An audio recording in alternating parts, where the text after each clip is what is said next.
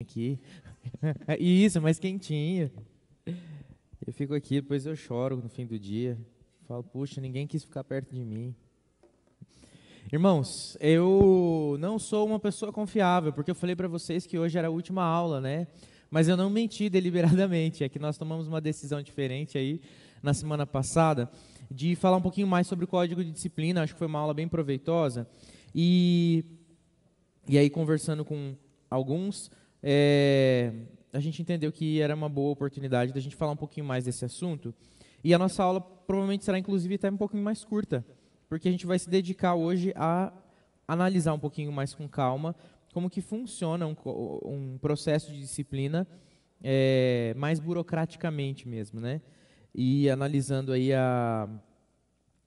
o próprio documento que a gente já viu na semana passada. Eu vou repassar alguns pontos, mas agora eu vou passar ele na ordem toda, a gente vai olhar ele aos pouquinhos, conforme a ordem toda de acontecimento do próprio documento. Então, a gente vai dedicar o nosso tempo na aula de hoje ao documento do Código de Disciplina da nossa igreja. E eu quero lembrar você do nosso texto da semana passada, que ainda serve para nós nessa aula de hoje, que é Mateus, capítulo 18.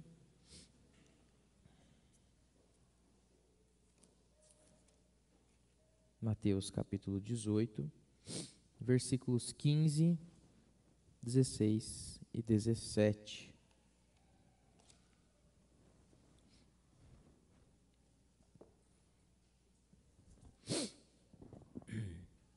Mateus 18, 15, 16 e 17 diz assim, ó, se o irmão pecar contra você, vá e repreenda-o em particular. Se ele ouvir, você ganhou seu irmão. Mas, se não ouvir, leve ainda com você uma ou duas pessoas, para que pelo depoimento de duas ou três testemunhas, toda a questão seja decidida. E se ele se recusar a ouvir essas pessoas, exponha o assunto à igreja, e se ele se recusar a ouvir também a igreja, considere-o como gentil e publicano. Nós vamos até isso. Então, ele traz aqui para a gente claramente uma diretriz de como lidar com as desavenças, com situações de complicação, ou até mesmo de pecado que você constata no meio da comunidade de fé, nos relacionamentos diários. E é claro que aqui a referência ela é primeiro para relacionamentos de forma geral, sim, a gente pode tomar isso como verdade, mas também principalmente considerando aqueles que são da fé, são da mesma caminhada de fé. Você concorda comigo que não faz sentido você brigar com alguém do seu trabalho, que não compartilha da mesma fé com você, você até tentar conversar com ele para resolver, até chamar duas testemunhas para resolver, mas se não resolver, você trazer ele aqui para a igreja, ele não vai se submeter, para ele não faz sentido essa autoridade, né? Então a gente está falando sobre um parâmetro dentro da comunidade de fé, dentro da própria igreja, e é por isso que a gente fala então do Código de Disciplina, ele vale para dentro do âmbito da igreja, e o texto de Mateus 18 que nós lemos aqui, ele serve para a nossa vida como um todo, mas também serve também para balizar o próprio Código de Disciplina que a gente vai ver. Vocês vão perceber que esse movimento ele já acontece no Código de Disciplina, ainda que o próprio Código diga, o Código só vale, o processo só se instaura se antes cumprirem Mateus 18, que nós falamos sobre isso também no domingo passado. Então, sem primeiro olhar para esse texto, nem adianta a gente ir para o Código de Disciplina. Mas, ao mesmo tempo, nós vemos que o próprio Código, quando se desenvolve em processo, se desenvolve a partir desses preceitos. Uma conversa particular, uma conversa com algumas testemunhas, e então se instaura um processo maior com a igreja. Então eu quero ler esse texto para que a gente perceba esse fundamento bíblico, né, no desenvolvimento, mas eu quero convidar os irmãos a olhar comigo de novo lá o documento Código de Disciplina, que os meninos vão projetar aí para a gente. E quero deixar você à vontade para fazer perguntas. Na semana passada a gente está aí por um lado isso é bom, mas por outro também a gente acaba limitando a participação. Eu acabei esquecendo daqueles que estão na internet. Se você está aí na sua casa, por acaso não pôde participar conosco presencialmente, você pode comentar na transmissão aí que eu vou estar atento aos comentários para você também participar e fazer perguntas. E quem está aqui pode fazer perguntas. O Arthur está com o microfone, a gente vai passando o microfone e vai participando também. Então fiquem à vontade para fazer perguntas, eu acho que vai ser bem útil, na verdade, hoje as perguntas, mais até do que na semana passada, porque a gente vai falar de algo bem prático, bem instrumental. Então é importante a gente fazer esse movimento aí. Lembrando que o Código então de Disciplina ele é de 1951, e ele vale para nós até hoje. E vocês vão ver que o fato dele ter sido feito em 1951 não o torna desatualizado. Ele é bem atual e faz bastante sentido mesmo hoje na nossa circunstância de sociedade, né? Pode descer um pouquinho aí para o capítulo 1, Vitor, por favor? No capítulo 1 eu quero ler ele todo com os irmãos, porque ele fala assim, ó, a igreja reconhece o foro íntimo da consciência que escapa à sua jurisdição. Então vamos por partes aí. O que está dizendo aqui? Que a gente consegue saber quem está... Eu sei quem está pecando agora, nesse momento. Está me julgando, sei lá, está pensando numa coisa de outro irmão que aconteceu aí, né? Está planejando o mal contra alguém. Eu não consigo pensar, saber isso. Nem você que está do lado aí de uma pessoa que você conhece muito, que você vive há muitos anos, que você tem um relacionamento íntimo. A gente não consegue saber o que vai dentro do coração. Então é justamente isso que está falando. A igreja reconhece que existe o foro íntimo da consciência. Tem coisas que estão dentro da nossa consciência e que escapam à nossa jurisdição. E qual só Deus é juiz. Mas reconhece também o foro externo, que está sujeito à vigilância e observação. Então aquilo que acontece, que é visível, ainda que seja fruto também da consciência, não pode ser ignorado. Se ele é externo, se manifesta, se aparece, nós não podemos ignorar. E a gente precisa agir em prol disso, e é por isso que surge, então, um código de disciplina. A disciplina eclesiástica, nós vimos isso na semana passada, é o exercício da jurisdição espiritual da igreja sobre seus membros, aplicada de acordo com a palavra de Deus. Então, a partir da palavra de Deus, a gente aplica a disciplina, que ela é aplicada para edificar o povo de Deus, olha ali o parágrafo único, corrigir escândalos, erros ou faltas, promover a honra de Deus e a glória de nosso Senhor Jesus e o próprio bem dos culpados. Então, nós também falamos isso e é importante sempre lembrar, a disciplina não é um castigo pelo castigo, não é um processo de punição, mas é um processo de restauração. A última parte desse código, a gente vai chegar lá até no final da nossa aula, chama justamente restauração. Por quê? Esse é o objetivo, é a finalidade. O fim do processo de disciplina é a restauração. Esse é o fim ideal do processo de disciplina, a restauração daqueles que foram, então, considerados culpados. E a disciplina eclesiástica é um exercício espiritual. Ela vem a partir de uma autoridade não constituída simplesmente pelos homens, embora ela seja um processo institucional, mas ela é algo instituído pelo próprio Deus, que dá à igreja essa autoridade e esse poder de regulação, claro, com prudência e sempre pautado na palavra. Qualquer processo disciplinar que não é pautado na palavra, ele é suspeito, ele é parcial e ele é indevido, né? Ele não serve, não cumpriu o seu objetivo e nem tomou o caminho correto para acontecer. O artigo 3º fala para a gente que os membros não comungantes são menores. Quem são os membros não comungantes ou menores? Me ajudem. Os não professos, aqueles que não fizeram profissão. Então, os filhos que foram batizados na infância, que fazem parte do rol de membros, mas não fizeram profissão de fé, ou mesmo as crianças, ou aqueles que fazem parte da vida da igreja, mas não estão arrolados como membros, né, não são membros oficiais da igreja, não têm parte na assembleia da igreja, esses não estão debaixo do código, mas aqui o artigo 3º fala especificamente desses membros menores. Vamos lembrar aqui que o parâmetro de menor da igreja, nesse sentido, não é menor de idade, não é aqueles que têm menos de 18 anos. Por quê? Eu, por exemplo, fiz profissão de fé com 14 anos. Eu era menor de idade, né? Tinha menos de 18 anos, então ainda estava em menoridade em relação ao Código Civil, mas dentro da igreja eu já era considerado um membro maior ou um membro comungante, que são sinônimos. Eu já comungava. Então, é comum, a gente tem vários adolescentes aqui da igreja que já professaram a sua fé e têm menos de 18 anos. Né? Quantos anos você tem, Carlos? É Carlos, né? Não. Tiago. Nossa, inventei um nome para ele, mas está batizado Carlos agora. Brincadeira, Tiago. 19. Você já fez profissão? Você fez com que idade? 17. Então, veja, o Tiago fez com 17 anos, ele era menor de idade, mas já era membro comungante. Então, ele já respondia o código diretamente. Agora, se ele fosse menor de idade, né, e membro menor, não tivesse sido professo, como é o caso da maioria das crianças mais novinhas, né, a gente pega aí os mais novinhos, de 5, 6 anos, ainda não fizeram a profissão de fé, mas muitos deles já são batizados, são parte do rol de membros, eles têm uma responsabilidade diferente. Eles não podem ser cobrados diretamente pelas suas ações, porque eles estão sob guarda, artigo 3º, de pessoas crentes e recebem os cuidados espirituais da igreja. Então, quem tem responsabilidade sobre eles? Os pais, que têm a guarda dele, mas também a igreja no ensino.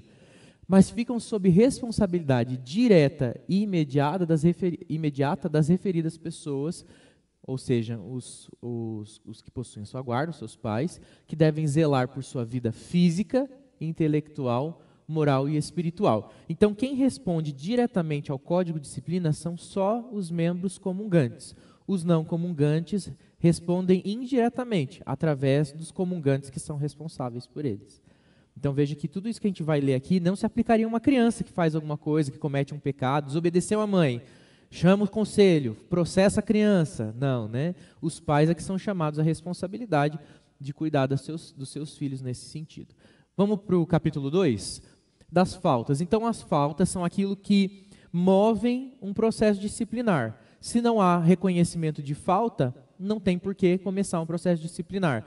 A falta é justamente tudo que na doutrina e prática dos membros e concílios da igreja não está de conformidade com os ensinos da Sagrada Escritura ou transgride e prejudique a paz, a unidade, a pureza, a ordem e a boa administração da comunidade cristã. Então, tudo aquilo que perturba a paz da igreja e que vai contra os princípios bíblicos é suficiente para a instauração de um processo disciplinar. Lembrando que quando a gente fala de processo disciplinar, é um processo mesmo, um processo jurídico interno, de dentro da igreja, que funciona aí como que funciona para reestabelecer a ordem nesse sentido. Aí ele fala no parágrafo único ali do artigo 4º, nenhum tribunal eclesiástico poderá considerar como falta ou admitir como matéria de acusação aquilo que não possa ser provado como tal pela Escritura, segundo a interpretação dos símbolos da igreja. Então, vamos lembrar aí com calma, quais são os símbolos da igreja? Quais são nossos símbolos de fé?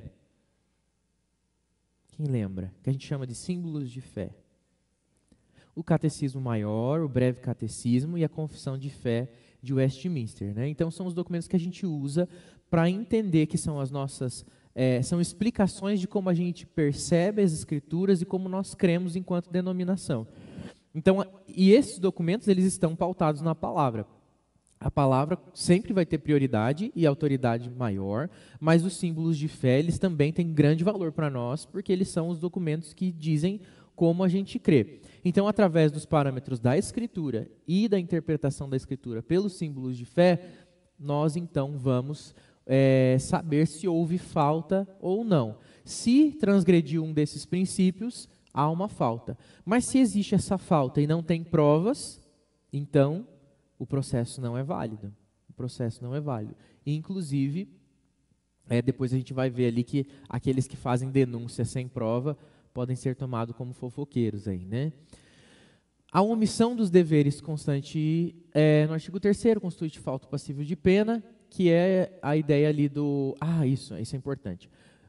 Então ele está fazendo uma referência ao artigo 3º. Qual que é o artigo 3º? É aquele que fala dos menores, que estão sob responsabilidade dos pais. Aqueles que se omitem no cuidado dos membros menores são passíveis de pena, então também podem sofrer processo aqueles que não cuidam dos seus filhos.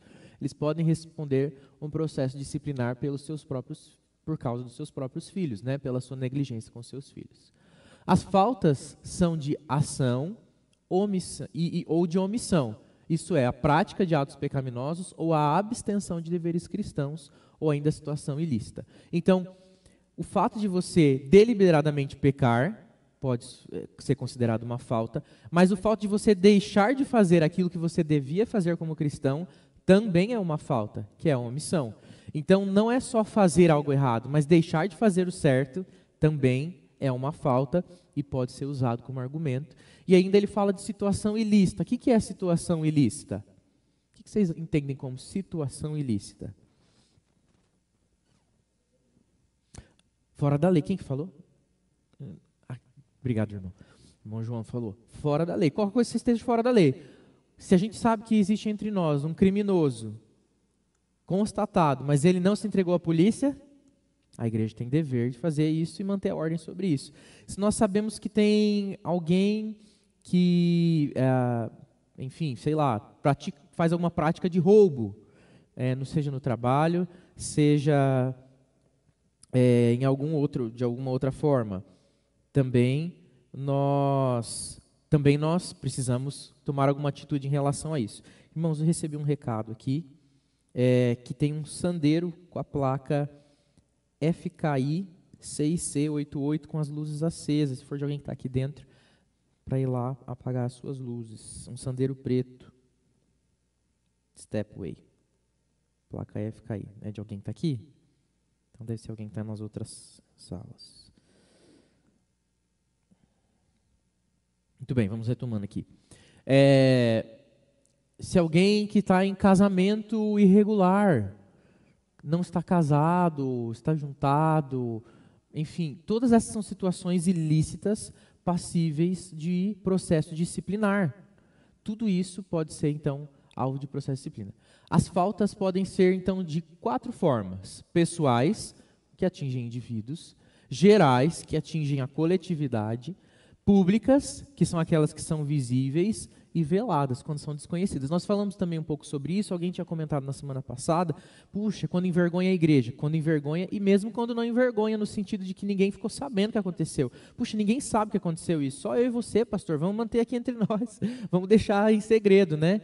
Não, se ela é uma falta mesmo velada, ela é falta e ela é passível de processo. Não, só eu e a minha família sabem que aconteceu isso, minha família já me perdoou, mas se é uma falta que precisa ser corrigida para além de um âmbito moral, né, de um âmbito comportamental, ela também pode ser passível de correção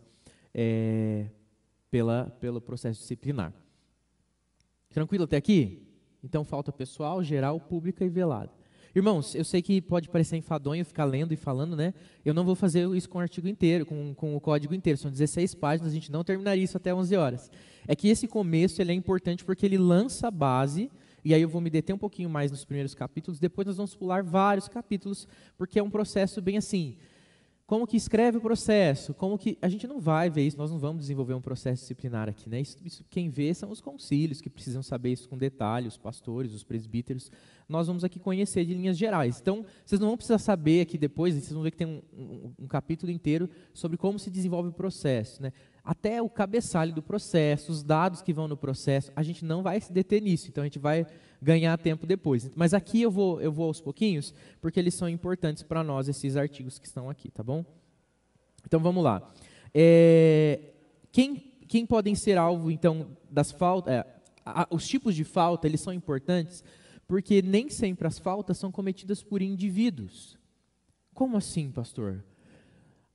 Por que as faltas podem ser divididas em pessoais e gerais? Porque existem as faltas dos concílios. Por exemplo, vou citar um exemplo aqui.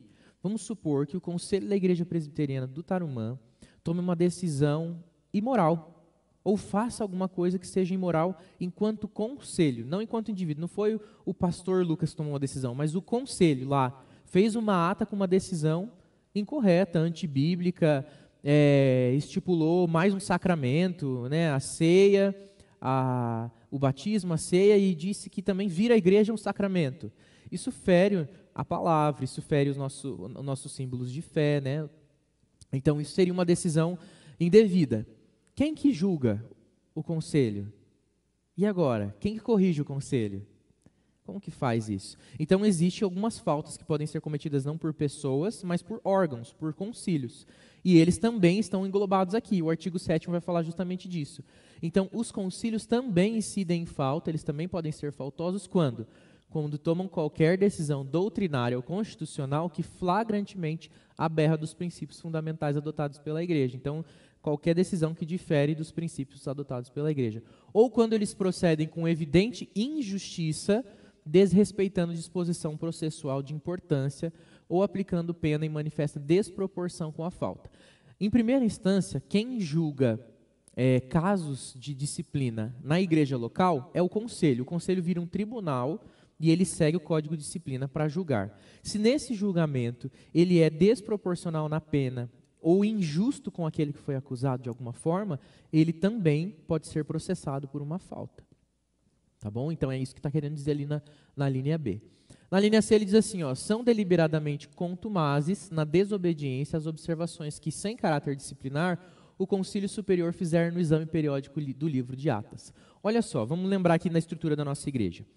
As atas que são feitas pelas sociedades internas, quem que analisa essas atas na igreja? Quem que analisa? O conselho.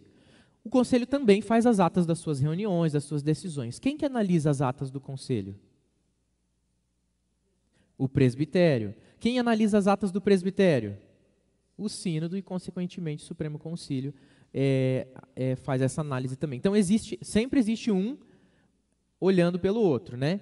Quando o conselho, ou algum dos concílios, seja em qual instância for, recebe uma correção, que é bem comum isso acontecer na reunião do presbitério. Poxa, tem um erro lá. Às vezes é um erro de numeração, às vezes é um erro de paginação, né, de numeração, às vezes é um erro protocolar mesmo, olha, está fora de ordem, não usou os termos corretos aqui para essa situação. Às vezes são correções desse tipo, e elas não são faltas disciplinares, elas são só correções de forma mesmo. Mas às vezes tem alguma decisão indevida lá no meio, e o presbitério fala, conselho da igreja tal, vocês precisam rever essa decisão aqui. Ou o sínodo fala, presbitério fulano, vocês precisam rever essa decisão aqui, isso aqui está fora de ordem. Se existe essa correção e ela não é disciplinar, ela é costumeira, ela é ordinária, ela é da ordem, ela é comum, e não há essa correção dentro das atas, ele também é passivo de disciplina, de processo disciplinar. Por quê? Porque ele não está ouvindo o conselho superior a respeito das chamadas para as correções nas suas práticas. Então, isso também pode ser feito. Então, veja que até uma falta no processo institucional protocolar também pode ser passiva de disciplina. Tá joia? Então, vamos fazer essa diferença aí. Existem pessoas que podem ser disciplinadas e existem concílios que podem ser disciplinados. Lembrando que os concílios são Conselho de Igreja Local, Sínodo, Presbitério e o Supremo Concílio, que é a Igreja Nacional, né? O governo da Igreja Nacional. Pode descer fazendo favor, Vitor? O artigo 8º fala sobre como é a aplicação das penas. A partir do artigo 8º, aliás, a gente inicia o capítulo 3, né, que fala sobre as penalidades.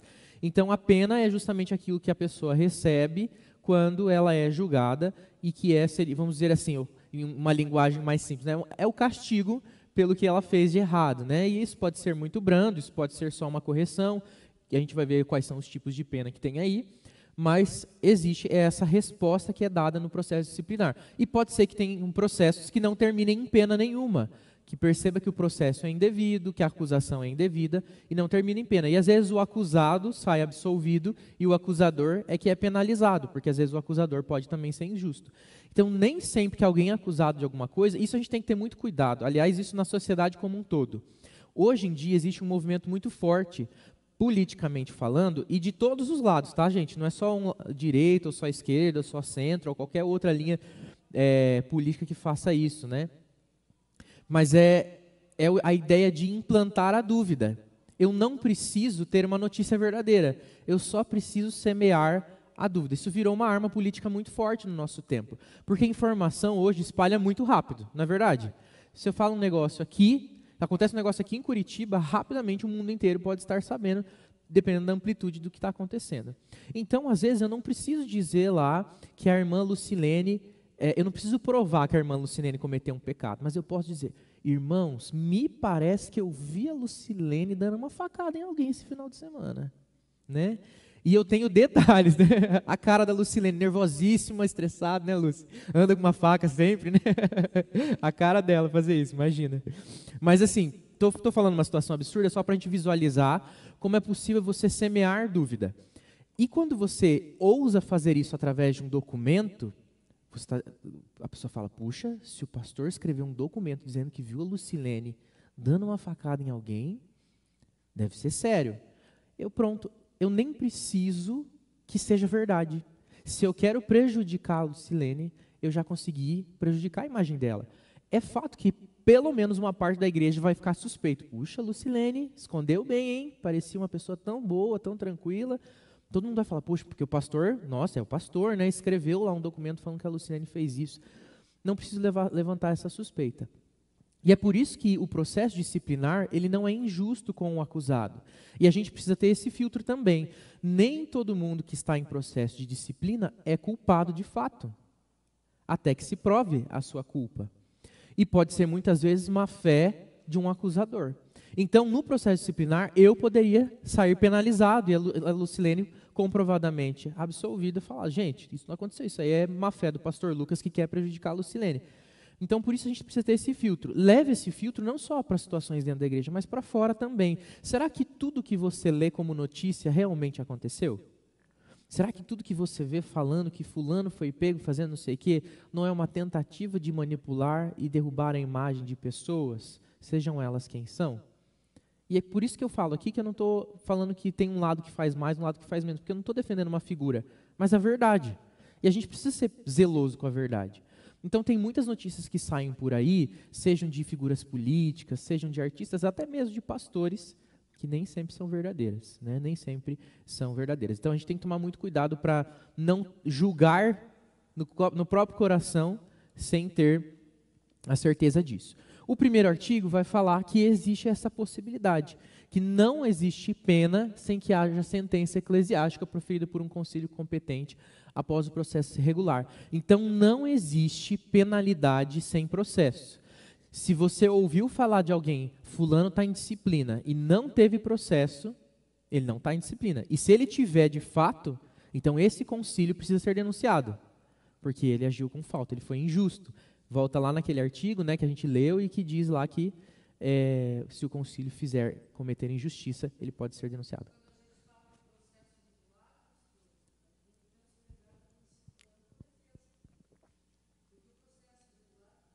Obrigada, Arthur. Desculpe. Pastor, bom dia. Pastor, bom dia. Quando a gente fala em processo regular, tem que lembrar do princípio da ampla defesa, que, aliás, é constitucional, né? Não é só no nosso Código de Disciplina. Por isso que ele usa aqui essa expressão, é muito claro, a meu ver, processo regular, que tenha sido dado ao acusado o direito de defender-se amplamente. Isso. Então, justamente porque existe, infelizmente existe, gente, igrejas, conselhos, ou presbitérios, ou sínodos, é que quando vai aumentando a instância é mais difícil, porque tem mais gente, dilui mais, né? Mas às vezes igrejas que tomam precipitadamente atitudes de penalidade sobre membros, sem permitir que ele se defenda, sem de fato fazer um processo, sem levar ele, simplesmente, minimamente levar ele para um tempo de conversa e ouvi-lo. Tem gente que é penalizada sem sequer ser ouvida, né? Então não existiu aí um processo regular, não existiu algo que foi realmente justo. E é justamente isso que esse artigo defende. Então, não existe pena sem processo. Lúcia. Também no processo regular temos que lembrar do princípio da prova, né? Que há que ser provado o ato faltoso, o criminoso que seja. Isso se aplica também no processo penal, né? E também no processo civil. Sem prova, não faz sentido, né? Senão é a minha palavra contra a de outro, e aí fica sem validade. Olha só, quais são as penas que podem ser aplicadas pelos concílios a indivíduos, a pessoas? Primeiro, admoestação. O que é uma admoestação? É chamar a ordem, que pode ser verbalmente ou escrito, de modo reservado, exortando a corrigir-se. Então pode ter gente que já recebeu um processo, iniciou um processo disciplinar, que terminou numa admoestação. Olha, meu irmão, você precisa melhorar a sua conduta nisso. E tem muita gente que se mostra arrependida nesse processo mesmo. Não precisa de mais. Essa é uma pena suficiente para muita gente, porque a pessoa se viu constrangida por aquilo que fez, já estava arrependida, mas se sujeitou à correção, e a admoestação é mais do que suficiente para que ela seja restaurada. Mas também ela pode acontecer como um afastamento. O que é o afastamento? Que, em referência aos membros da igreja, consiste em serem impedidos de comunhão. Em referência, porém, aos oficiais, consiste em serem impedidos do exercício do seu ofício, e, se for o caso, da comunhão da igreja. Ele deve se dar quando o crédito da religião, a honra de Cristo e o bem do faltoso o exigem, mesmo depois de ter dado satisfação ao tribunal. Aplica-se por tempo indeterminado, até o faltoso dar prova de seu arrependimento, ou até que a sua conduta mostre a necessidade de lhe ser imposta outra pena mais severa. Então, quando o irmão ocupa algum cargo, está envolvido em alguma situação de liderança, Quando é um presbítero, um diácono, ele pode ser afastado das suas funções por um tempo, e essa é uma penalidade. Então, ele pode receber a admoestação e, junto com a admoestação, um afastamento. E esse afastamento é temporário e indeterminado. Quem vai determinar o retorno das atividades é o mesmo conselho que fez a correção, né? Aplicou a pena. E o terceiro, não o último ainda, mas o terceiro, é a exclusão, que é eliminar o faltoso da comunhão da igreja. E só pode ser imposto quando o faltoso se mostra incorrigível e contumaz. Então, o que quer dizer isso? Que é possível alguém ser excluído da igreja. Né? Você fala, nossa, mas esse negócio de excomungar não é coisa de católico, né? Isso aí não ficou na Idade Média? Talvez da forma que fosse, sim, mas ainda é possível. Uma pessoa que se torna incorrigível, e lembre-se, nós vamos ver aqui qual é o tamanho do processo para chegar na exclusão. Não é assim tão rápido. Não é na primeira vez que senta e conversa que você já decide, não, vamos excluir, esse é incorrigível. Mas existe todo um processo. Então, para uma pessoa se mostrar tão incorrigível a ponto da exclusão, ela precisa ser realmente muito rebelde. O que pode acontecer de isso acontecer rapidamente? Quando você vê pessoas que já até falaram assim, eu não quero nem saber da igreja mais, o que vocês decidirem aí para mim está ótimo, eu nem sou, eu já estou em outra igreja, estou em outra religião, ou eu me declaro já sem religião, eu não faço questão mais da fé. Tem gente que chega nesse ponto e fala, olha, o que vocês decidirem aí está ótimo, para mim tanto faz. Não faz nem sentido você daí manter uma pessoa como essa no hall de membros. Ela já falou, ela já declarou, eu não tenho mais essa fé, ou eu já estou vivendo uma outra religião, um outro viés religioso, que às vezes não é um viés nem cristão, tem muita gente que faz isso, e ela já rompeu com a própria instituição e culmina numa exclusão, né? Então, eu falo tudo isso porque às vezes você fala, excluir é muito pesado, né, pastor? Nossa, a igreja tem que ser inclusiva, tem que abraçar.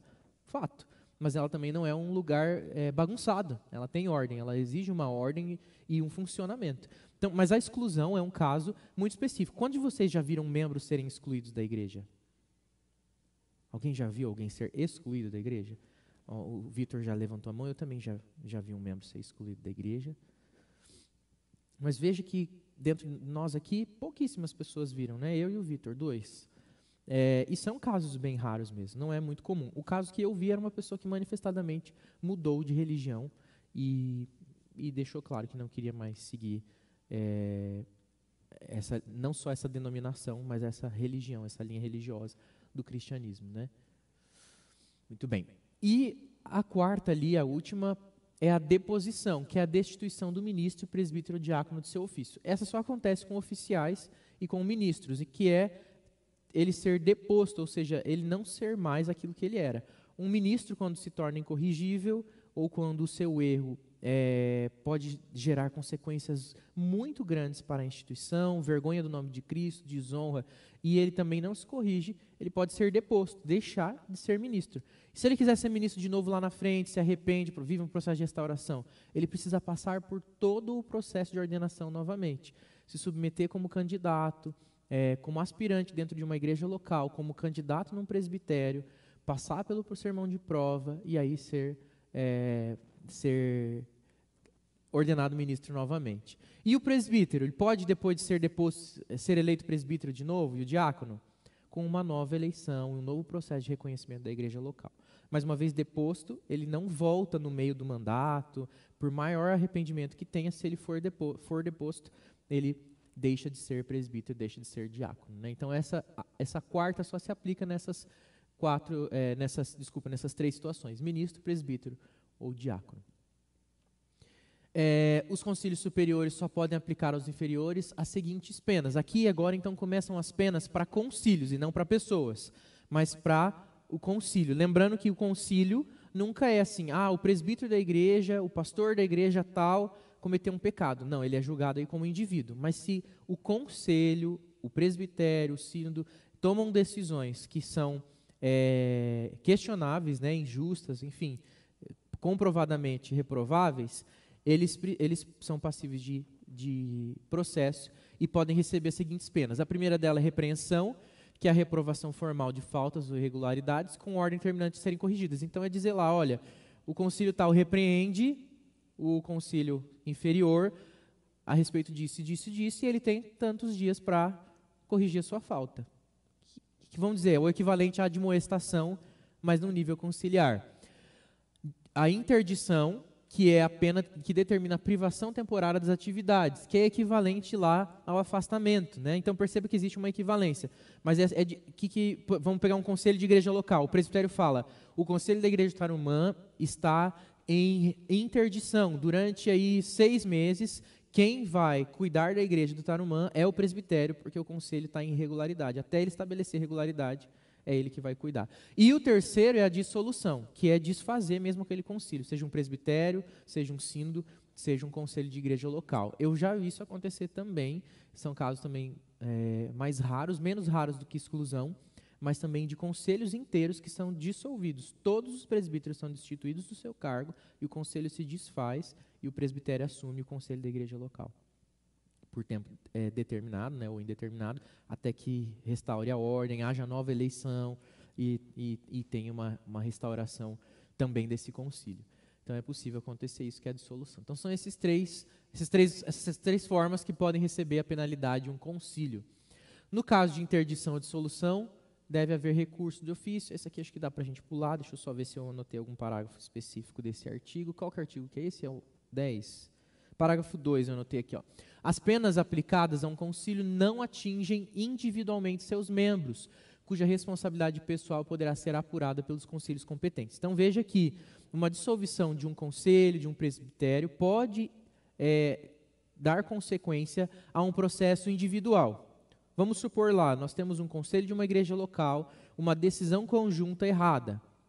Mas é possível constatar durante o processo que tem 2, 3 indivíduos ali mais envolvidos do que outros na situação. Pode haver processo disciplinar para o indivíduo. Então, quando o conselho, por exemplo, é dissolvido, isso não quer dizer que o membro precisa ser afastado da comunhão, que precisa ali ser deposto, né, ou qualquer coisa do tipo. Ele pode ser só corrigido enquanto concílio, mas não enquanto indivíduo. Mas também pode acontecer que precise da correção individual. Aí é um novo processo, diferente do processo do concílio. Muito bem, vamos aí mais adiante. Artigo 13, desculpe, pena proporcional, considerando atenuantes agravantes. Eu não vou ler aqui, porque nós já lemos na semana passada, é um texto, mas o artigo 13 fala que as penas precisam considerar alguns fatores. Então, quando for instaurar a pena para algum processado, para algum acusado, ele precisa considerar, o concílio precisa considerar atenuantes ou agravantes. E aí ele dá a lista do que são os atenuantes, ou seja, que podem diminuir a pena, suavizar a pena, ou os agravantes, que podem aumentar e acentuar a pena que é recebida. E todos eles têm a ver com experiência, tempo de igreja, conhecimento, a questão até comportamental, né, de índole, é possível perceber isso. Artigo 14, pode descer lá para a gente, por favor. Os concílios devem dar ciência aos culpados das penas impostas, por faltas veladas perante o tribunal ou em particular, ou por faltas públicas em casos que, além da ciência pessoal, dar-se a conhecimento da igreja. Essa é uma dúvida que muita gente tem. Pode expor a pena para a igreja inteira? Pode e não pode, depende da situação. Se for uma falta pública, é importante que ela seja corrigida publicamente. Se é uma falta particular, ela pode ser corrigida particularmente, ela não precisa ser exposta para toda a igreja ou para todo um concílio. Artigo 15, só ali lembrando ali, o parágrafo único. No caso de disciplina de ministro, é preciso avisar o Supremo Concílio também, quando há a disciplina de algum ministro, né? O ministro, o pastor, também pode sofrer disciplina, mas é preciso avisar o Supremo Concílio imediatamente. Artigo 15. Toda e qualquer pena deve ser aplicada com prudência, discrição, caridade, a fim de despertar arrependimento no culpado e simpatia da igreja. Eu acho bem importante um artigo como esse. Por quê? Porque a pena não é vergonha, a pena é correção, e a correção deve gerar restauração. Então, as penas devem ser aplicadas não para envergonhar o culpado, mas para que ele possa ser restaurado na convivência da igreja. Por isso, ela deve ser feita com prudência, discrição e caridade, para despertar arrependimento naquele que sofreu a pena e simpatia da igreja. A igreja não deve olhar com repúdio para aquele que foi penalizado, mas com simpatia, entendendo que essa correção está sendo feita para que ele seja restaurado na comunhão da própria igreja. como a Lúcia já lembrou a gente ali, o artigo 16 fala que ninguém pode receber pena sem ter o direito de se defender de todas as formas possíveis, né? E quando forem graves e notórios os fatos articulados contra o acusado, ele pode preventivamente, a juiz do tribunal, ser afastado dos privilégios da igreja, tratando-se de oficial também do exercício do cargo, até que se apure definitivamente a verdade. Então, quando for algo muito grave, notório, lá vamos voltar no nosso exemplo da Lucilene, né, que foi vista dando uma facada em alguém. Ela, puxa, isso aí é grave, notório, vamos afastar a Lucilene ali da função dela, né? Ela não pode ser presbítera, mas se fosse, né, seria afastada da sua função. E só pode, isso também é interessante, que só dentro de 1 ano pode ser instaurado o processo a contar da ciência da falta. Então, soubemos da falta hoje, tem 1 ano para iniciar o processo. Passado 2 anos da ocorrência, não pode processo de forma nenhuma. Não pode. Ah, aconteceu há mais de 2 anos atrás. Se você não procurou na época, prescreveu, né? Vamos dizer assim, prescreveu, não pode mais ser aplicado nenhum processo.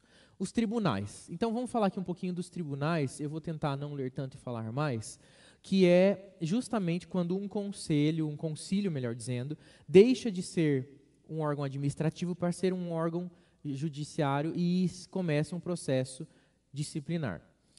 Para o conselho da igreja local, os próprios presbíteros e pastores se tornam esses juízes do tribunal.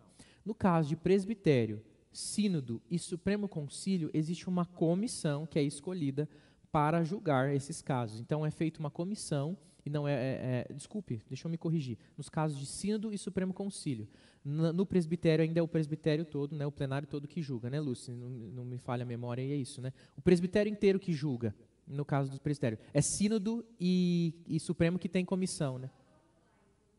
Isso, Emanuel, nos ajude aqui, porque eu li e agora me falhou a memória aqui, mas eu acredito que seja isso mesmo. No caso de presbitério, o plenário todo faz julgamento, mas a partir da instância do sínodo acontece o julgamento por meio de comissões. Ele vai falar ali mais adiante, mas que é bastante informação, né? Oi? Isso, é o tribunal, é uma comissão que é um tribunal de recursos, né, chamado de tribunal de recursos. Deixa eu só ver aqui alguns comentários. O presbítero Norton fala assim, ó, a bênção de ter um código de disciplina é evitar que cada igreja, pastor ou conselho, exerça o juízo de forma arbitrária, sem meios dos acusados se defenderem. Nossa igreja tem a alegria de ter o presbítero Emanuel como membro do Tribunal de Recursos da IPB, última instância da nossa denominação.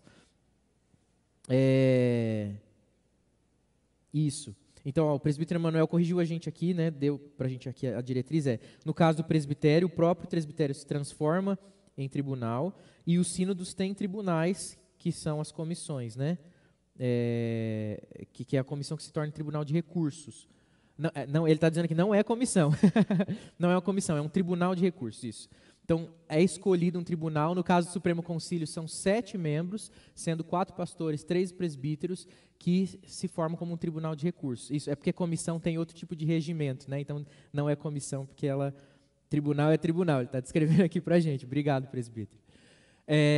Então, veja lá, ao presbitério compete julgar, compete ao conselho processar, julgar originariamente membros e oficiais da igreja.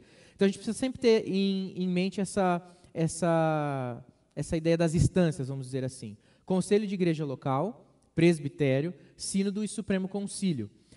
Quem que origina o processo de membros de igreja local e seus oficiais? Sempre o conselho.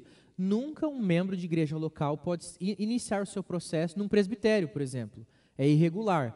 O presbitério que recebe uma denúncia, ele vai voltar essa denúncia para o conselho, e aí o conselho é que pode, então, subir essa denúncia para o presbitério, ou um recurso, que nós vamos falar sobre isso também, pode ser feito quando há uma decisão do conselho local, o ofendido não concorda, ele pode, então, fazer um recurso para a instância superior, no caso, o presbitério, adiante até sínodo, até o Supremo Concílio. Então, para o conselho, membros e oficiais da igreja. No presbitério, ele é quem pode processar e julgar ministros e conselhos. Então, uma igreja local nunca pode julgar ministro. Por quê? Eu, pastor Lucas, pastor Tiago, pastor Patrick, nós não somos membros da igreja local. Nenhum pastor é membro de igreja local. A partir da ordenação, nós somos membros do presbitério. Então, é o presbitério que pode começar um processo. Então, se você tem aí alguma falta, né, algum processo para iniciar de falta contra um ministro, aí você não precisa entregar no conselho. Você pode entregar diretamente a denúncia ao presbitério, porque lá sim origina de ministros e de outros concílios, no caso de um conselho de igreja local, né? Já no caso do sínodo, ele também faz o processo do concílio inferior ou dos recursos que chegam para ele, vindo desde o conselho ou desde o presbitério, né? Podem subir do processo em recursos até chegar no sínodo e ele vai julgar. E o Supremo Concílio, da mesma forma, vai julgar e processar os processos que vieram de recurso, que pode ter vindo de um recurso desde o conselho ao presbitério, do presbitério ao sínodo, e chegar no Supremo Concílio, ou que pode ter vindo do presbitério, se for ministro, direto, ministro ou conselho local, direto, sem passar pelo conselho, e sínodo, da mesma forma, né? Se for por recurso, que sobe ao Supremo Concílio. Diga.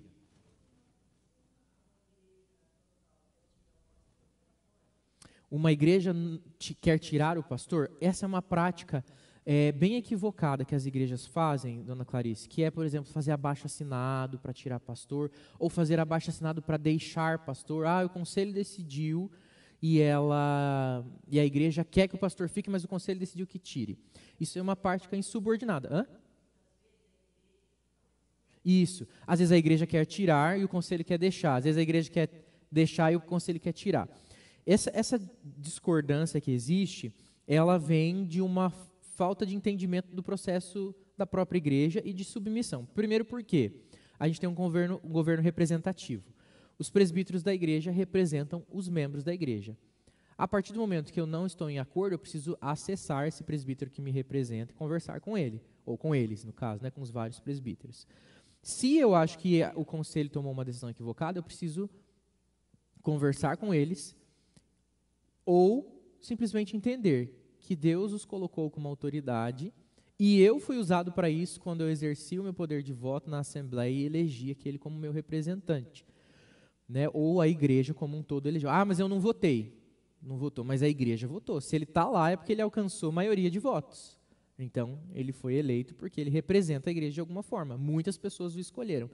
Então, a gente precisa confiar naquela autoridade que foi estabelecida. Se eu percebo que existem vários equívocos e que aqueles presbíteros não representam mais, na próxima eleição eu manifesto isso através do meu voto e deixo de votar naqueles que eu entendo que não me representam. Mas essa prática de fazer abaixo-assinado é uma insubordinação ao conselho, é dizer assim, olha, você não tomou a minha decisão, então eu não quero que permaneça a decisão que vocês tomaram. Só que o conselho, ele deve visar o bem da igreja, né? Então, e a gente precisa entender que muitas vezes o conselho tem uma visão sobre a igreja que nós não temos, às vezes, como membro sentado ali no banco. O conselho consegue enxergar algumas coisas, justamente porque tudo acaba convergindo no conselho, que a igreja, às vezes, o membro da igreja local não consegue perceber. Então, às vezes, ele tem uma visão muito parcial, ele fala, puxa, mas essa decisão não faz sentido. Às vezes é por ofensa pessoal, a decisão, eu gosto muito daquele pastor, como que o conselho tirou aquele pastor? Eu gostava muito dele. Às vezes é uma questão pessoal, mas às vezes o conselho sabe, porque ele trabalha com aquele pastor, que ele não é a melhor coisa para a igreja, por mais querido que ele seja, por mais legal que ele seja, né? E mesmo o inverso, né? O conselho mantém aquele pastor, mesmo que a igreja esteja se sentindo incomodada com aquilo, porque entende que aquele pastor pode trazer algo de bom para a igreja local. O microfone vai chegar aí para o senhor, meu irmão. Só uma perguntinha rápida. Em se tratando de um processo formal, o acusado tem direito a constituir um defensor, um advogado? Sim, tem, bem lembrado. Então, quando estabelece o tribunal, aqui pode descer um pouquinho para nós, Vitor? Vamos lá na parte que fala do processo. Ele pode ter um defensor, né? Ele tem um nome específico, esse defensor aí, que é o seu representante, né? Ele pode chamar de defensor mesmo, isso aí. Que é uma pessoa que representa. Até estava conversando com o presbítero Emanuel, acho que foi ontem ainda, e ele falando para mim sobre isso, né? Tem muitas pessoas que levam um advogado. Mas ele não vai, embora ele tenha o conhecimento de advogado, ele não vai como advogado, não precisa de carteira de OAB nem nada disso. Mas uma pessoa, vamos supor, eu sofri um processo, eu acho que eu não tenho condição de me defender sozinho, ou eu acho melhor que alguém me auxilie. Eu posso ter esse procurador, esse defensor que fala por mim. Isso não quer dizer que eu não preciso estar presente no processo e que eu não possa ser citado, chamado a me fazer presente, mas que esse representante procurador pode falar por mim. E aí tem gente que escolhe alguém que tem conhecimento de legislação, porque tem mais traquejo, né? Embora ele vai fazer uso da Constituição da Igreja para defender, em primeiro lugar. E, claro, a Igreja jamais deve ferir também a Constituição Civil, mas ele pode sim escolher um representante que fale por ele, que tenha conhecimento, ou pode ser um irmão da Igreja que tenha mais conhecimento, mais vivência da própria instituição e fale assim, eu sei que ele conhece bem da Constituição, ele vai lá me defender, né, ele vai lá me representar. Então, qual que é o critério do Código de Disciplina? Que ele precisa ser crente, membro de uma igreja evangélica. Ele nem faz restrição que seja membro da igreja presbiteriana, mas tem que ser um membro compromissado com uma igreja evangélica para fazer essa defesa. E pessoas que são fora, que não são membros de igreja, eles não podem nem representar e nem ser processados, mas eles podem ser chamados como testemunhas, caso alguém cite eles no processo lá e o tribunal queira chamá-los como testemunhas, pessoas que são externas à vivência da igreja, mas que podem servir de testemunhas, podem ser chamadas. Eles podem se recusar a aparecer e a parte que deu esse nome, né, tem a chance de tentar insistir pelo menos mais uma vez para que essa testemunha apareça, mas ela não é obrigada, até justamente porque ela não está vivendo o contexto de igreja. Né? Ela pode falar, olha, eu vi, mas eu não tenho nada a ver com isso, não quero. Então, a única forma de alguém externo à igreja participar do processo é sendo chamado como testemunha. O defensor ou o procurador, a pessoa que representa ali, o representante do acusado, precisa ser um crente, né, e membro de igreja, e sim, ele pode então chamar alguém para representar ele na defesa. Ele não precisa falar sozinho nessa defesa, o que é interessante, né? Pode ser algo agregador para quem está sofrendo o processo, principalmente se ele se sente de alguma forma injustiçado. Puxa, fui injustamente acusado, mas eu fico muito nervoso, eu não sei lidar com esse tipo de processo, eu não tenho essa vivência, eu não sei como é que funciona isso bem, eu me sinto mais seguro se alguém for lá me ajudar. Né? Então eu vou chamar alguém para me representar, e aí ele precisa entregar esse representante um documento dizendo que essa pessoa é representante, e o tribunal vai avaliar se ele tem as condições para isso, e aí então ele pode se tornar o representante no processo. Mais alguma pergunta, irmãos? O presbítero Manuel fez aqui uma observação importante. Por que é importante falar que o tribunal não é comissão? Porque a comissão ela é nominada pelo presbitério, ou pelo concílio, né, em questão. Mas o tribunal não, eles são eleitos, esses indivíduos são eleitos por um período, né, de mandato, e por isso... o mesmo período do... Isso. No Supremo, né, 4 anos, no Sínodo de 2 em 2, né? É 2 em 2, né? E, então, eles são eleitos e, nesse período, eles são tribunal. Então, toda vez que aparece um processo nesse intervalo dos 4 anos, são os mesmos 7 membros que são chamados para formar o tribunal, porque eles foram eleitos por esse período e tem um mandato aí para poder exercer o cargo de juiz. E o nosso irmão, presbítero Emanuel, ele é juiz do Supremo Concílio da nossa igreja. Então, quando chegam processos em nível nacional, nosso irmão vai lá e faz parte. Ele é um dos juízes, tem a voz, né, volta e julga esses processos. Só um pouquinho, Reinaldo. Irmão João Teodoro, à vontade. Eu queria saber o seguinte. Há uma dosimetria para punição? Ou seja, uma dose, né? Mais culpado, menos culpado, né? Por isso o papel do advogado é importante, né? Por exemplo, na justiça criminal, o advogado às vezes sabe, bom, o cliente matou alguém, mas por que ele matou, como ele matou, de que forma, se foi com maldade, com crueldade, etc. E tal, tudo isso serve como atenuante ou como agravante, né? Então, eu queria saber se tem essa dosimetria. E uma outra pergunta que eu gostaria de esclarecer, ficou um pouco atrás do tema, mas eu vou fazê-la já, claro, se poderia, por gentileza. Com relação ao casamento, né, nós falamos aí rapidamente sobre o casamento. obrigar a pessoa a casar. Então, eu tenho até um caso concreto, que eu não vou citar nomes para não constranger, mas o cidadão ficou viúvo e arranjou uma companheira. Conviveu com ela por algum tempo e foi compungido pela igreja a casar-se com ela porque ele estava em desacordo com as regras eclesiásticas. Só que, na sequência, essa pessoa que se casou com ele revelou-se uma aproveitadora, ou seja, ela queria, na verdade, se aproveitar do patrimônio dele, enfim, várias coisas. Resultado, o casamento despencou logo em seguida, né? Alguns meses depois despencou. Aí passou a haver a necessidade de um divórcio, porque não tinha sentido a continuidade daquele casamento. Então, é um problema muito sério que pode acontecer na igreja, com toda certeza, né? Então, eu queria saber como é que a igreja age nesse contexto. Então, são duas perguntas, a dosimetria e o do casamento. Obrigado, pastor. Muito bom, obrigado. Arthur, você pode trazer o microfone aqui para o Reinaldo, fazendo um favor? Irmão, vamos lá. A questão da dosimetria, né? Se existe esse parâmetro. Então, tem lá previstos atenuantes e agravantes, sim. E essa pena pode ser considerada exagerada, né? O recurso, dentro dos recursos, tem essa prerrogativa, que é a revisão, pedir revisão. Então, eu peço que o mesmo tribunal que me julgou revise, porque eu achei que foi exagerada a pena, que ela foi desproporcional, que ela foi injusta de alguma forma, ou justamente por eu me sentir injustiçado, eu posso pedir o recurso para que vá para uma próxima instância, né? Então, a revisão e o recurso são esses processos que podem ser feitos pelo acusado. Se eu entender que essa pena é exagerada de alguma forma. O que eu quero dizer com isso? É que não existe um parâmetro claro, assim, para tais atitudes, tais penas, né? Não é tão explícito isso, não existe essa especificação.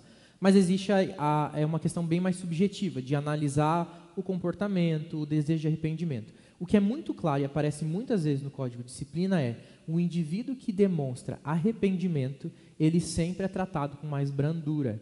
O indivíduo que demonstra que tem gente que faz autodenúncia, tem gente que não faz autodenúncia, mas denunciado fala, eu realmente fiz isso, eu me arrependo, estou disposto a receber a pena que a igreja, me sujeito ao que a igreja faz. Aí é uma questão de compreensão do tribunal, de exercer misericórdia, caridade, né, que é o que fala ali, a execução da pena deve ser feita com caridade, com prudência.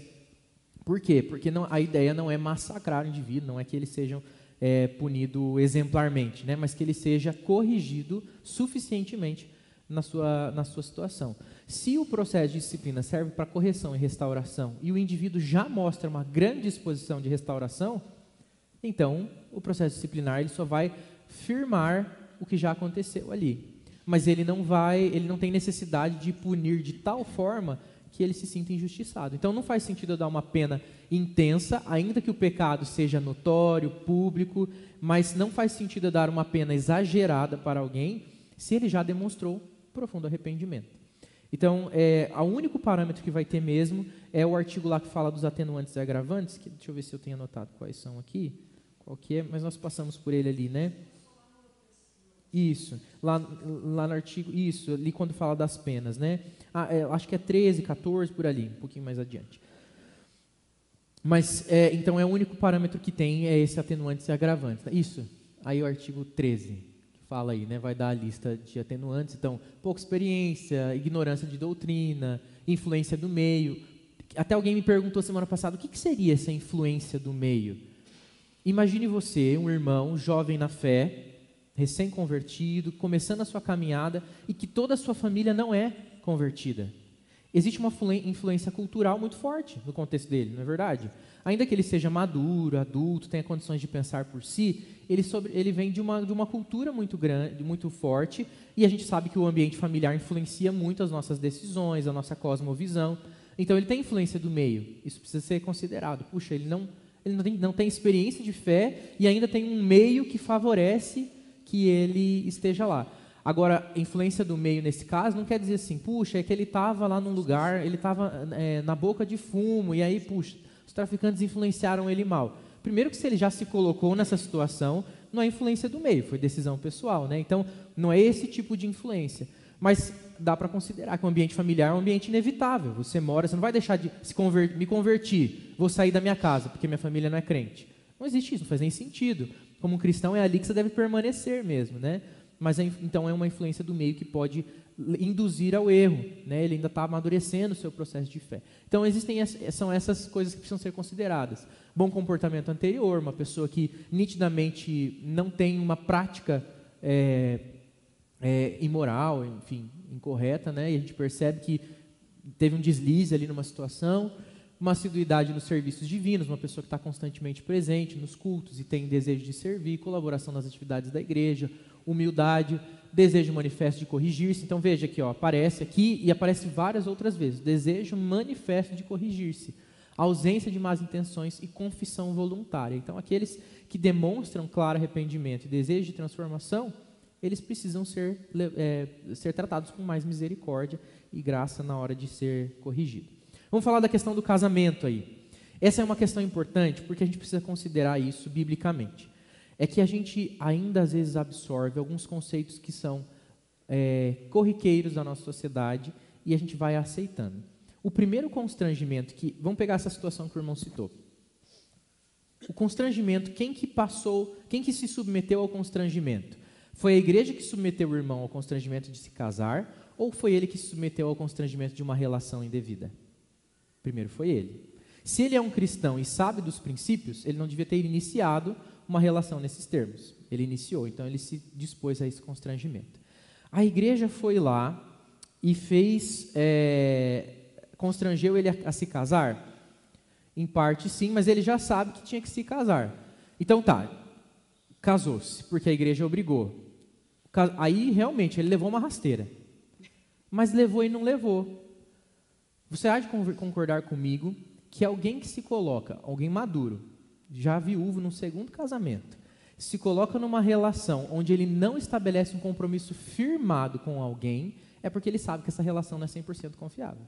Se você confia em quem você está do lado, você vai se casar com essa pessoa e fazer a coisa devidamente. Você vai fazer todos os processos. Eu, quando casei-me pela primeira vez, sou casado, né? Eu corro esse mesmo risco.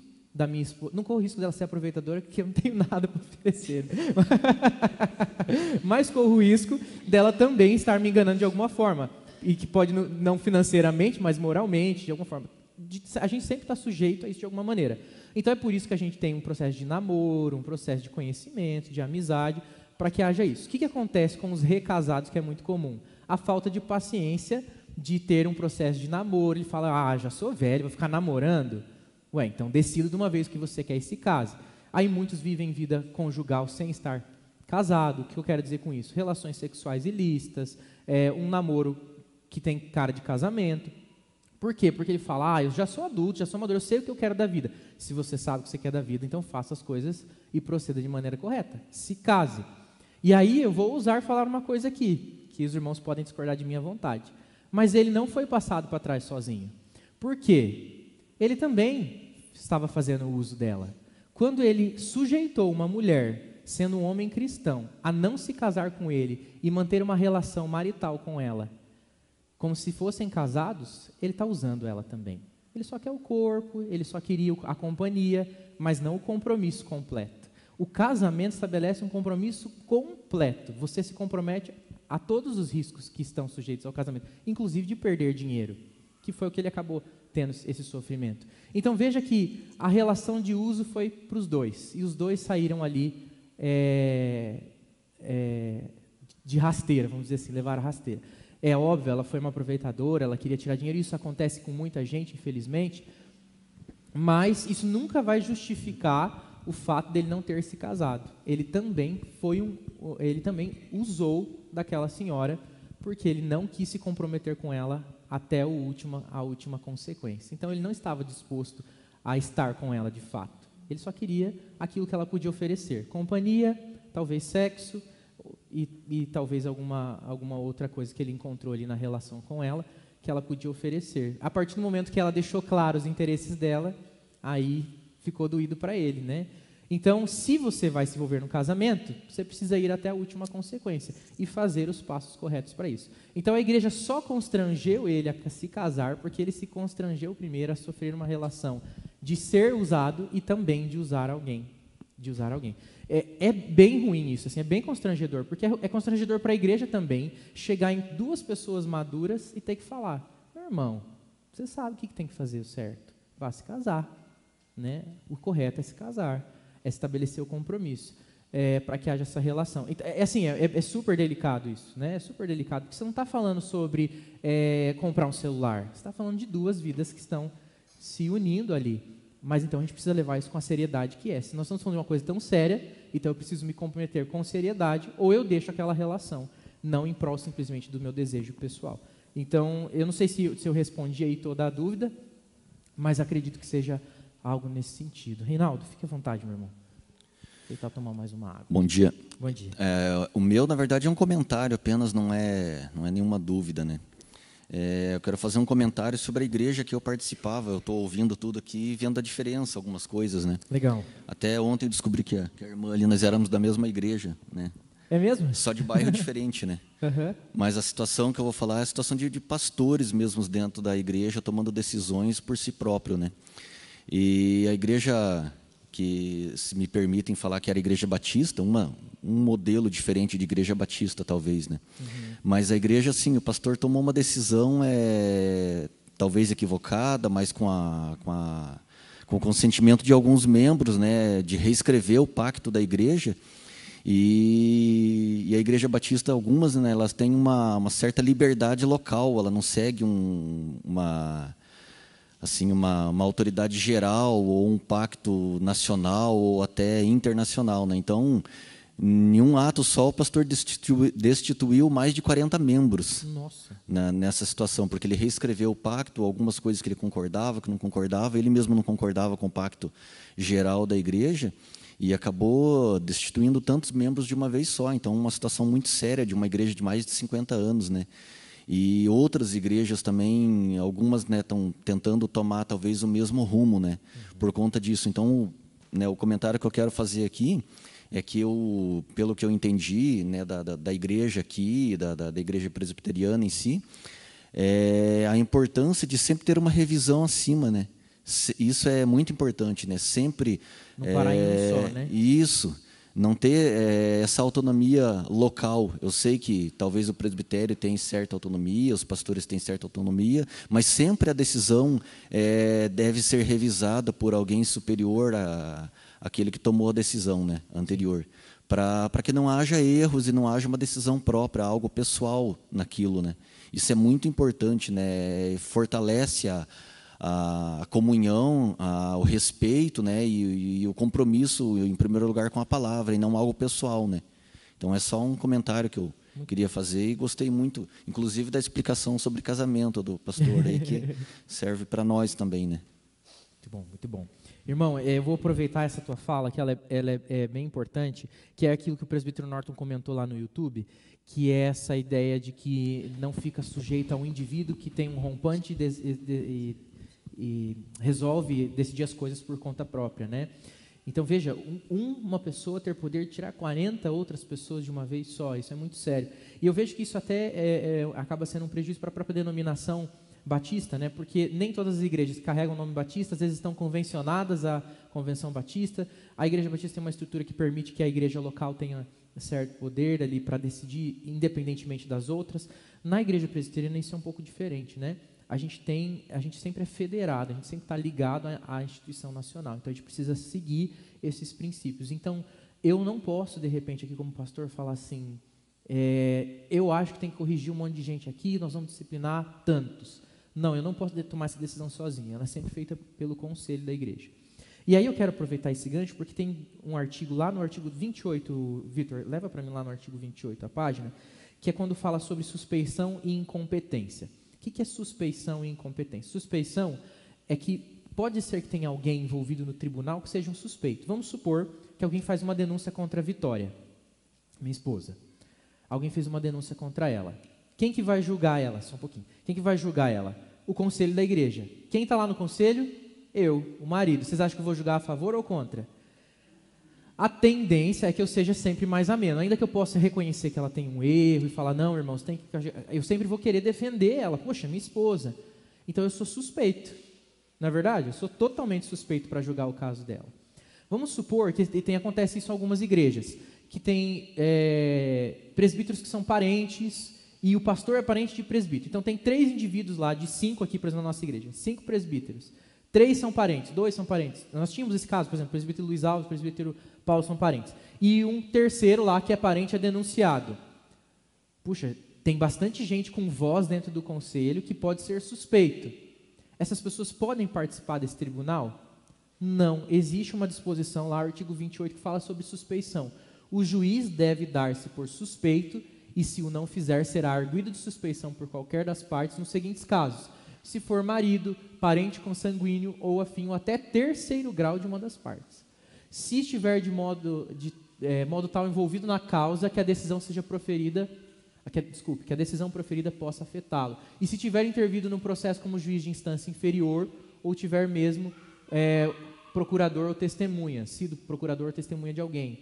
Se estiver comprovadamente incompatibilizado com uma das partes, ou seja, alguém que não gosta de alguma das partes e vai favorecer a outra. Se houver manifestado a estranhos a sua opinião sobre o mérito da causa, ou se estiver ausentado das sessões do tribunal sem prévio consentimento. Então, todo juiz que está envolvido com a causa de alguma forma pessoal, ele deve ser declarado suspeito. O juiz que é declarado suspeito, ele é tirado do processo, ele não participa do processo. Ele não tem voz. Então, voltando no caso lá da Vitória, eu teria que ser tirado do conselho no tribunal que julgaria a Vitória, eu não teria nem voz e nem participação, porque eu sou suspeito para julgar essa causa. Né? Isso pode acontecer. Vamos supor que fosse então um caso em que eu fui representante lá, o irmão perguntou, alguém pode mandar um representante? Pode, né? Eu fui representante de alguém, mas aí subiu lá no Supremo Concílio, eu fui representante só aqui no presbitério, por exemplo. Eu já não posso, mas eu sou juiz do Supremo Concílio, chegou lá na minha mão o processo de novo, também sou suspeito, não posso.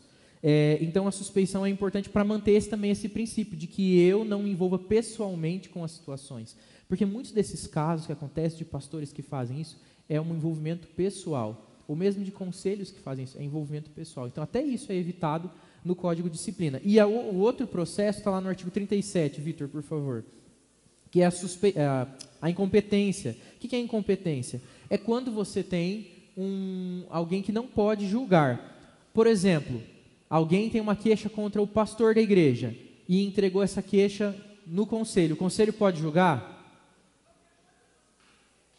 Pode? Pode julgar o conselho? E agora? Meu amigo, muito obrigado. Um doce de abóbora? É para a mamãe? Isso, leva lá para a mamãe. O conselho pode julgar a denúncia contra o pastor? Lembra que o pastor é membro do quê? Do presbitério. Então, o conselho não tem competência. Então, ele alega incompetência e passa o processo adiante. Então, isso que é incompetência. Então, também não pode ser julgado fora de ordem, né? Tudo isso para que torne seguro, cada vez mais seguro o processo. Irmãos, acho que eu vou pular lá. Claro, a gente sempre vai ter muita coisa para falar, né? Sobre isso aqui. Tinha mais alguém? Desculpe, estou esquecendo da sua participação, me perdoe. Me lembra o seu nome, por favor. É Raquel. Raquel, pode falar. Eu tenho 2 dúvidas. A primeira é se a pessoa é expulsa da igreja, por exemplo, do Tarumã, ela é expulsa de todas as presbiterianas, ela tem que ir para outra denominação, se ela quiser continuar, né, evangélica. E a segunda dúvida é, por exemplo, na hora da pessoa, por exemplo, for expulsa da igreja, ela não demonstrou aquele arrependimento, mas anos depois ela se arrepende, ela quer retornar, se ela pode recorrer e pedir para retornar para a igreja. Raquel, excelente pergunta, porque isso lembra da nossa ideia da igreja local e a igreja nacional. Você, nós somos membros da Igreja Presbiteriana do Brasil. Hoje, da Igreja Presbiteriana do Tarumã. Mas se você mudar de cidade e for lá para o Tocantins, você pode pedir transferência, você não precisa começar um processo novo lá. Você já é membro da Igreja Presbiteriana do Brasil. Então, quando acontece um processo e um membro é excluído, ele é excluído da Igreja Presbiteriana do Brasil. Ele não é mais membro em nenhuma das igrejas presbiterianas do Brasil todo. Mas pode acontecer isso, não é incomum de alguém falar, puxa, realmente, naquela época eu era imaturo, eu não percebi o que eu tinha feito, hoje eu tenho mais clareza e eu gostaria de voltar. Ele pode voltar? Ele pode. Ele vai passar pelo processo que ele passou quando ele chegou na igreja, que é fazer a classe de catecúmenos, passar pelo conselho, conversar com o conselho, talvez até contar a sua história. Olha, foi lá, eu morava lá em outra cidade, mas hoje eu moro aqui, aconteceu isso, eu percebo que eu preciso dessa restauração e eu quero voltar. Pode ter certeza que isso vai contar e muito para que essa pessoa seja muito bem recebida na igreja, porque é nitidamente um processo de arrependimento, né? Um processo, uma demonstração muito clara de arrependimento. E ela pode sempre voltar, e não tem restrição de tempo para isso. Se ela for excluída, não tem restrição de tempo. Pode acontecer de alguém ser excluído e ainda assim falar, mas eu sou muito ligado com essa igreja, eu sei que eles não me querem mais aqui, mas eu ainda acho que vou ficar. Ele pode continuar frequentando a igreja normalmente. A exclusão como membro não quer dizer que ele não possa entrar mais pela porta da igreja. O que significa ser excluído como membro? É perder o direito de votar, de ser votado, de exercer liderança, mas ele sempre vai poder participar de qualquer reunião, de qualquer igreja presbiteriana no Brasil inteiro, mesmo na igreja que ele foi expulso, né, na igreja local. Oi? Não pode tomar mais ceia. Só membro da igreja pode tomar ceia, né? Membro, se ele for membro dessa, ou se ele se ligar a outra igreja evangélica, ele pode tomar ceia e tiver em comunhão com a sua igreja, né? Então a prática é essa. Quem pode tomar ceia? Membros professos dessa igreja ou de qualquer igreja evangélica, mas que esteja em plena comunhão com a sua igreja local. Dúvida respondida, Raquel? Mas é muito boa essa pergunta, porque é essa a ideia, né? Às vezes a gente pensa, puxa, fui excluído aqui, então eu vou ali para a igreja do Capão Nebu, eu vou ali para a igreja do Uberaba, para igrejas próximas daqui, né, do Ugulang. Não, você foi excluído da igreja presbiteriana do Brasil. Precisa fazer esse processo de entrada de novo em qualquer igreja que você estiver. Tá joia? Muito bem. Para a gente finalizar mesmo, vai lá para mim na última página lá, por favor, Vitor.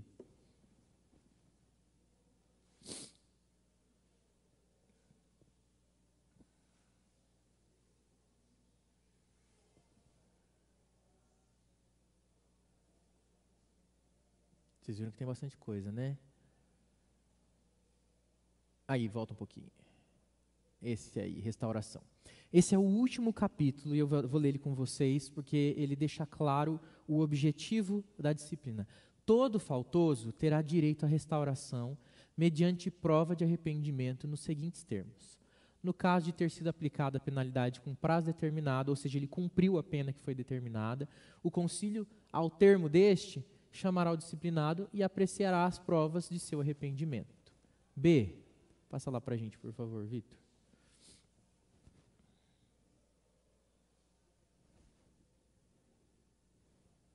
No caso de afastamento por tempo indefinido ou de exclusão, cumpre ao faltoso apresentar-se ao concílio o seu pedido de restauração. Então ele pode fazer lá o pedido de restauração, conforme a pergunta que a Raquel fez. O presbítero ou diácono deposto só voltará ao cargo se for novamente eleito. Então, se a pena foi deposição, ele precisa ser eleito de novo. Se for um ministro que foi deposto, ele pode voltar a ser pastor?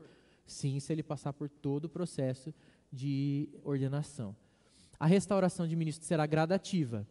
Admissão à Santa Ceia, licença para pregar e, finalmente, reintegração no ministério. Nem todo ministro que é processado e penalizado, ele é automaticamente deposto. Tem pastores, já vi o caso, por exemplo, de um pastor que passou por infidelidade, traiu sua esposa, o casamento terminou, enfim, ele foi afastado, ele não foi deposto, passou por um processo de restauração, e na restauração ele primeiro foi admitido à Santa Ceia de novo, depois ele recebeu uma licença para pregar, ou seja, ele ainda não era pastor de fato, ele podia pregar, porque enquanto ele está afastado, ele não pode nem pregar em igreja nenhuma. Aí ele recebeu uma licença para pregar, mas ele não pode ministrar sacramento, ele não pode assumir uma igreja local, né, pastorear, presidindo uma igreja local, e aí finalmente ele é reintegrado no ministério, daí ele volta a todas as suas funções normais. Então existe esse processo gradativo. No caso de afastamento por tempo determinado, em que o faltoso não tiver dado prova suficiente de arrependimento, o tribunal poderá reformar a sentença aumentando a pena. Então, se depois do processo, com a pena cumprida, não se arrependeu, continua fazendo as mesmas coisas, continua com a mesma prática, reforma ou aumenta a pena, né? Repete ela ou aumenta essa pena. Esse código de disciplina aqui, ele vai fazer só um encerramento, né? Dizendo a validade do código e que ele é lei constitucional aí da Igreja Presbiteriana do Brasil e precisa passar por processo devido para ser mexido. Então, a ideia, gente, lembre sempre disso, o último capítulo do código é a restauração, não por acaso, mas porque o objetivo da disciplina sempre é a restauração. Amém? Alguma dúvida? Vamos encerrar? Vamos ficar de pé para a gente fazer uma oração e terminarmos a nossa aula de hoje. Vou pedir para o nosso irmão Zequias, faz uma oração para a gente terminar, por favor.